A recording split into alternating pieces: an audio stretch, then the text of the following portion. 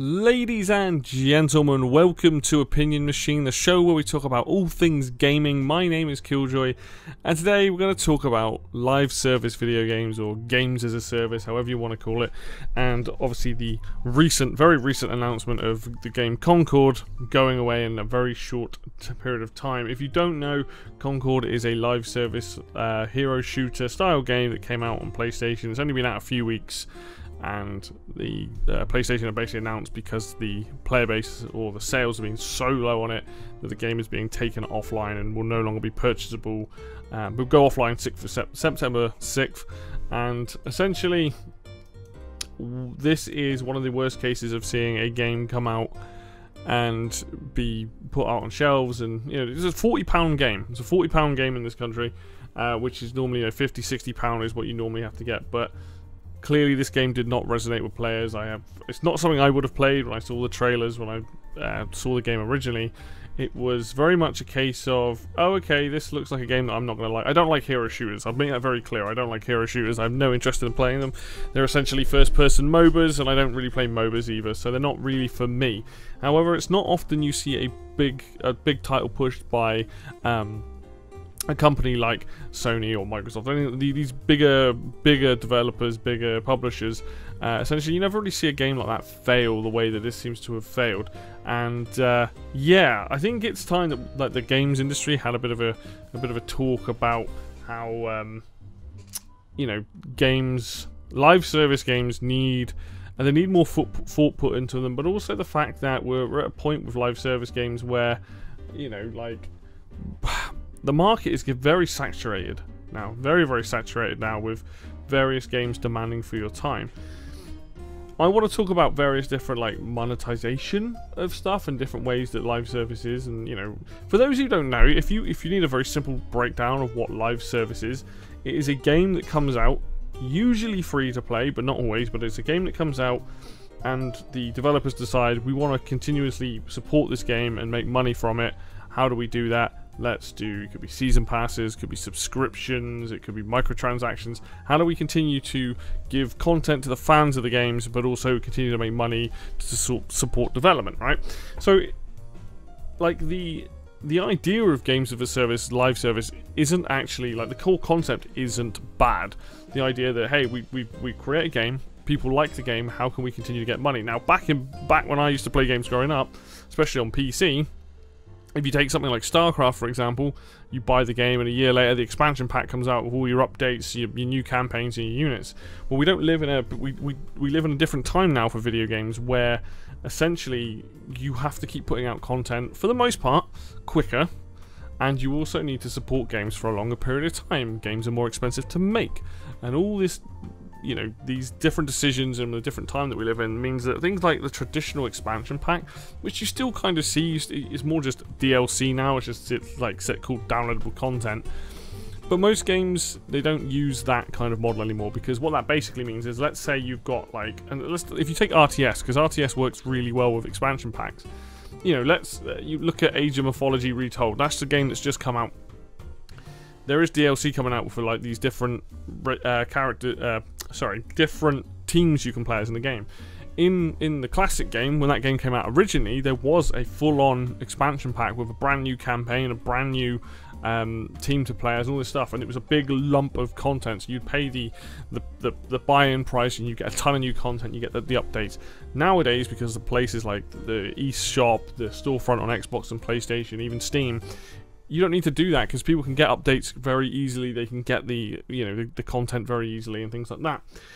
So, if you look at the landscape of live service gaming, what are the big ones? We've got things like Fortnite, we've got things like Rocket League, you've got Dota and League of Legends and Counter-Strike.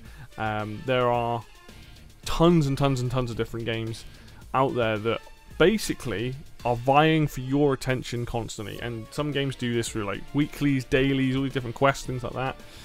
Some games just do it through the fact of battle passes, season passes, things like that, microtransactions. But all of these games are essentially hey, we put this game out, this is what it is, you enjoy the gameplay, now we want you to continuously play our games, and that's it. Multiverses is another one.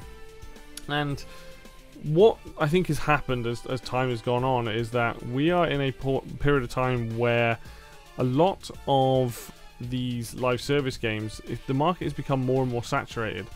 So putting out games that are similar to other games usually means that a lot of people won't jump ship to a different game unless they're really fed up with some decisions or choices that have been made by that particular video game. So for example, you have Overwatch and then Overwatch 2, and regardless of the response to those games, Overwatch is like the hero shooter that most people think about. It's the one that most people play.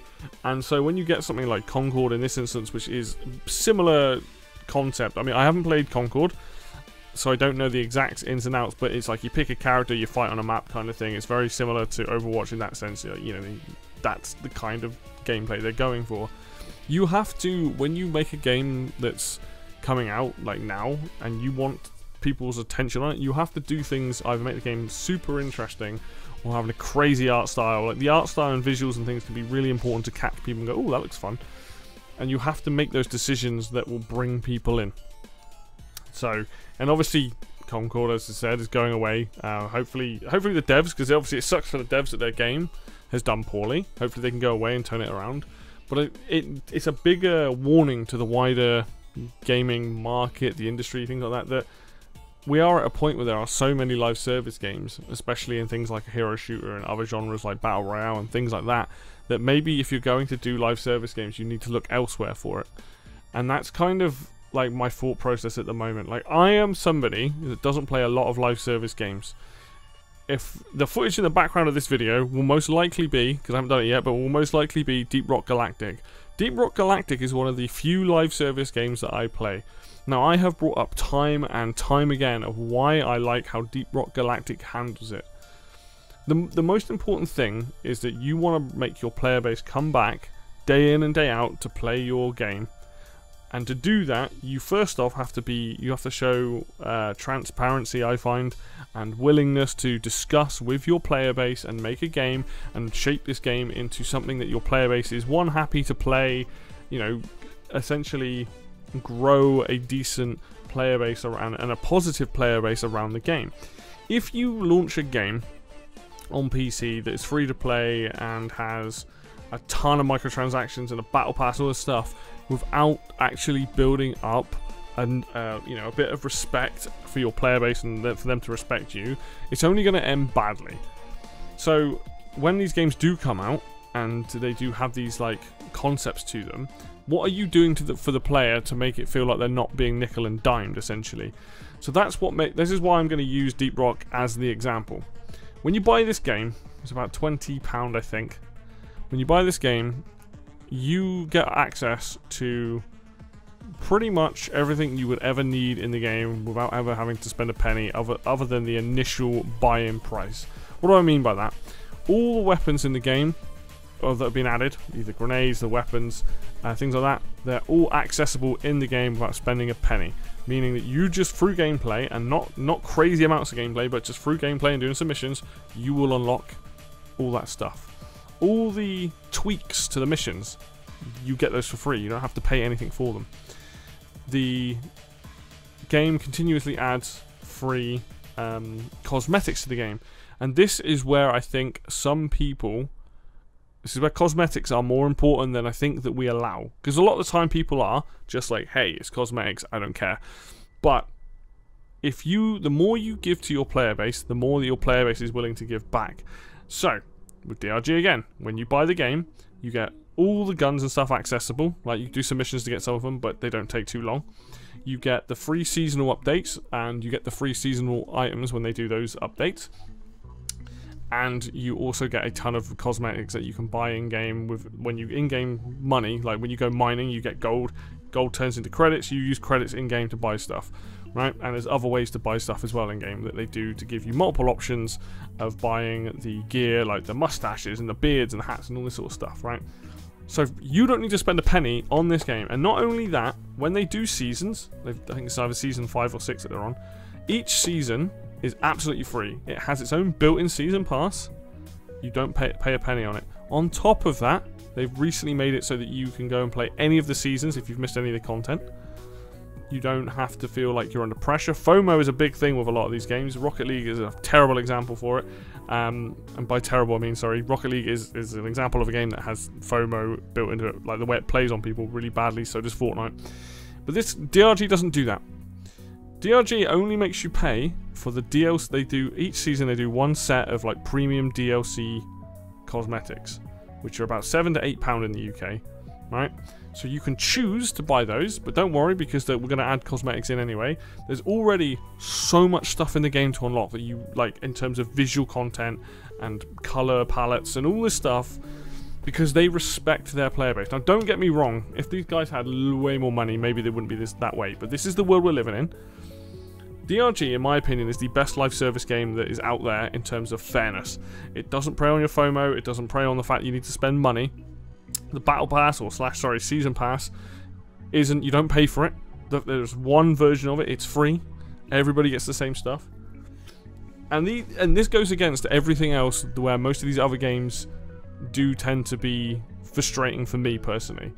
Like, I didn't mind Fortnite, but it's full of all this buy. Like on the front page, like buy this, get these V-Bucks, all this sort of stuff. Rocket League's the same. They play on the FOMO. Whereas DRG doesn't do that. You only have to buy stuff, the DLC, if you want to. The seasons last a good 10 months, 6 months, 10 months, something like that. So there's no rush to finish them in, like, you know, they're not being like, you must finish this now or you're going to miss out on this exclusive items. And that, to me, is where a lot of games fail, and also the oversaturation of those types. Fortnite is never going to fail like something like Concord because it's built up an audience over time. The Battle Royale genre is massively popular, right? Fortnite is crazy how much of a big team it's got working on it, how much money it's got in it, all these different things. Same with Rocket League, built itself up into position. You're going to see that, like, going forward, more and more games that have not cemented their position in their genre probably aren't going to do so well. And I think companies need to really think about how, if they're going to do live service, if they're going to support a game long term, what can they do at base level for a game to make sure that the player base is getting good value. Right, I understand, like, if you release a game that's free to play, I understand the monetization being more aggressive than if you release the game at 40, 50, 60 pound, because when it's free to play, it's no barrier to entry. Someone can load up that game, they can play the game, they can see if they like it. If they like it, then they can choose to invest in it. I've done that with some games. Whereas when you have to buy an entry price of 40, 50, 60 pound, you are expecting more. You're expecting a premium quality game, and you don't want to feel nickel and dimed for it at all.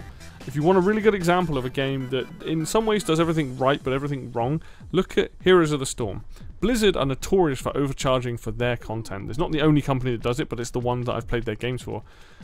Heroes of the Storm actually did the right thing by giving you in-game currency, coins that you could buy, and there was, I think, like, you could buy, like, bundles, or originally it has loot boxes as well that you can get stuff out of, but I think they changed it so that you could never get duplicates.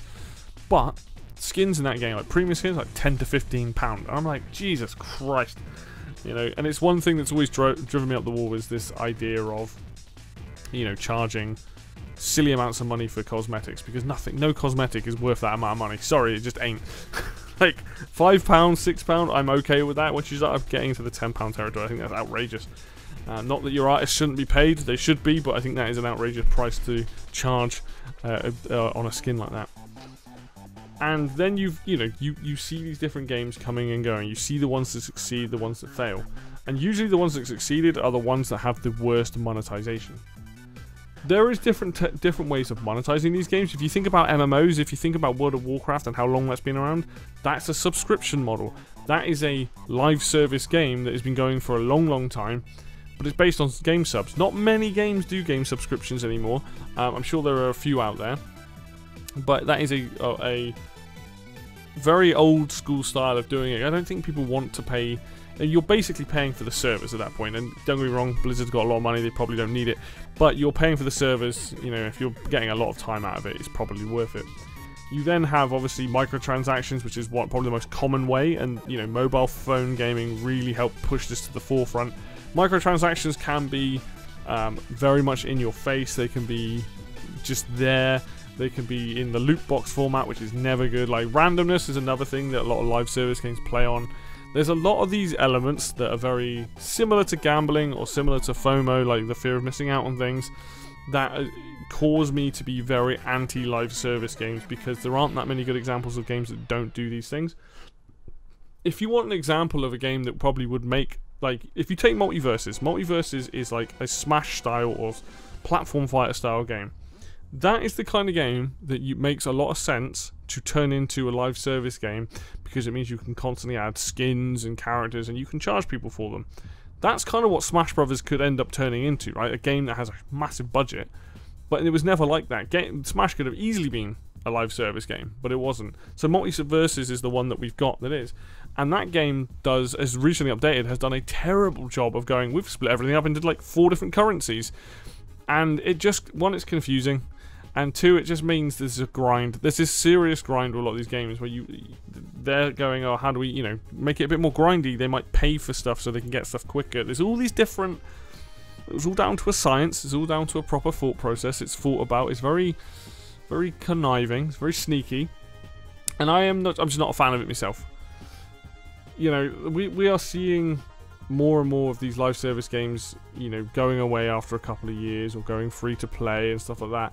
And I just think, as an industry, what the industry needs to do is look about, like I said, creating a better player base.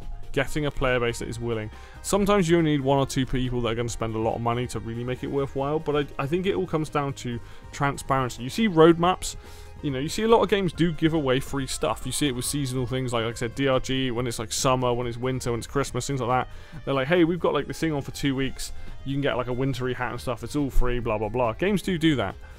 But I think you almost have to, you've got to show goodwill to the players. You've got to have a, you know, keep an honest and openness with the player base. And I think you've got to make it so that whatever you're charging for your game, whether that's microtransactions or season passes / battle passes, is it a fair price? Are you giving away things like, you know, in a way that doesn't make the player go, ooh, actually I'm turned off on it.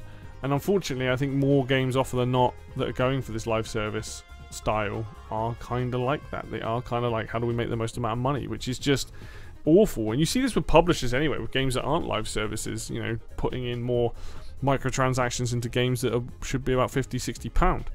It's not, you know, it's not something that is a turn on for the player. In fact, there's a reason why I don't play a lot of live service games myself, because I know I'm the odd one out. I know I am the minority, most likely. Well, I primarily play single player games, or I play co-op games. Most of these games are finished products when I play them that might get updates and might get expansion packs or whatever introduced down the line. Off the top of my head, I can only really think of DRG as the one game that I played. I used to play Splatoon. Splatoon was also a live service game, but Splatoon also did it the right way in the first place. Like, there are games that I can say, these are how you do live service well. I can't speak on Splatoon 3, but in the original Splatoon was a game that, yes, alright, that content was on the disc when you bought it, but every week there'd be like a new gun, every couple of weeks there'd be a new map. It was all stuff you bought into the game, you didn't have to pay an extra penny, and for years that they supported it, you got a bunch of new weapons, you got new maps, all this sort of stuff, and you always felt like there was something going on, right? And that's what these games are trying to do, but a lot of the time they do it in a way that is preying on the individual, preying on the idea of people spending more money, right? I get it, Nintendo are a big company, something like Splatoon, they probably don't ever need to go down the road of like more microtransactions. They do like DLC expansions that you buy. But and you look at DRG, a company that is a bit much smaller than Nintendo, and they manage to do it in a way that doesn't feel shit, you know, to the consumer. And that's the frustrating thing. The other thing that you could look at is like the game subscription services, EA Play, Microsoft Game Pass, that are, you know, designed to have you keep paying that company money. It's not so much a live service game, but it's a live service platform, isn't it? That way, where you keep paying money every month for them to get money out of you. And that, to me, is I'm much happier with that model for most. I know it gets annoying because now you're paying for different platforms, but ultimately things like Game Pass, EA Play, Ubisoft Connect, I don't know, there's a few different ones.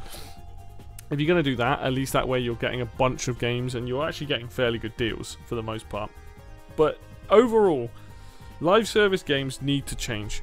Companies making live service games need to look at how they're going to have this player base money balance significantly better than they currently are, right? If I really like a game, like I do with Deep Rock Galactic, right, and not so much multiverses, I will spend the money on the DLC because I want to support them. You know, make your job as a developer, when you put this game out and you want to do live service, your job is to convince me, the player, to spend money and support you because your game is fun. I really like your game. I put 600 hours into this game. I'm going to buy all your DLC.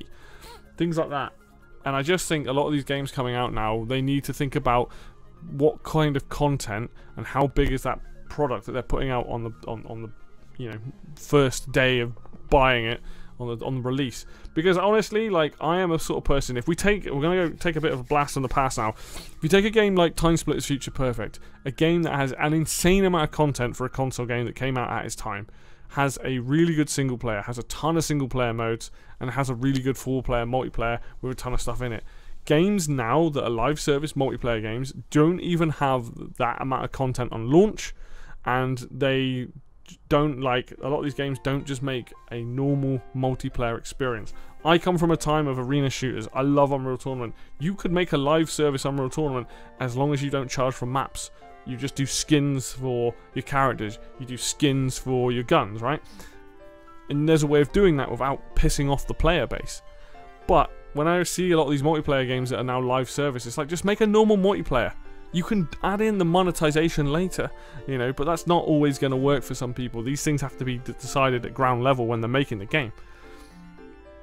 I think going forward we are going to see more failures in live service until, you know, apart from those games that work in their particular realms. Like, no one's really going to make a Rocket League clone type thing because Rocket League does really well. Make something else like that. Why haven't we got, like, more car battle games? Or, you know, there's a market for that. There's a market for certain genres that have not been tapped into, or at least that I'm unaware of, because things like Battle Royale seems a bit pointless now. You know, Rocket League, there's you got Call of Duty, the free-to-play one of those. You know, that's another Battle Royale. There's just so many. People need to look at other things. Concord was a game that probably had best intentions, but was going into a marketplace full of hero shooters, right? I know that most people just play Overwatch, but there's things like Paladins. I can't even think of any more, but there are definitely ones out there. But ultimately, it's just one of these things at the moment where seeing Concord fall flat on its face, it just makes me go, look at the market, look at what people actually want, look at what you're competing against when making a video game, and just maybe think about the fact that we don't need so many live service games. Games can take a little bit more time, you know, and release your game and then have, like, a good solid foundation there. It's good single player, good multiplayer. If you want to add in stuff to let people buy, like, the greed of gaming companies and stuff is just outrageous, and you see this with the bigger companies. You know, the rich get richer. You know, just because you can make a game a live service doesn't mean you should. Like, that's kind of the attitude of it.